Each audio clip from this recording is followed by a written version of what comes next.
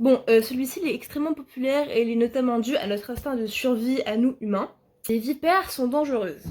Alors, eh bien non, c'est totalement faux. Ce n'est pas parce qu'un serpent est venimeux qu'on peut le considérer comme dangereux. C'est un peu plus complexe que ça. Bon, il faut savoir qu'un animal, pour qu'il soit considéré comme dangereux, il doit faire beaucoup de morts par an. Voilà, c'est le contrat. Or, les vipères font entre 0 et 2 morts par an sur 3000 mordus.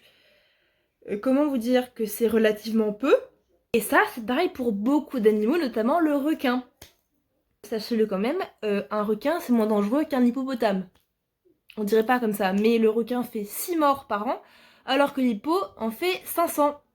La réalité pour ces animaux-là, c'est leur réputation qui les précède. Les vipères sont venimeuses, et les requins, leur physique ainsi que le cinéma ne les aident pas beaucoup.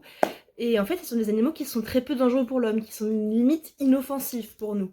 Bon, cela dit, il faut se méfier du venin des vipères, il peut causer beaucoup d'effets.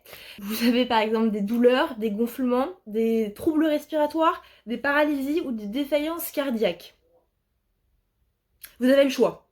Le petit loup, si vous vous faites mordre, qu'importe le serpent, vous allez directement aux urgences pour vous faire examiner.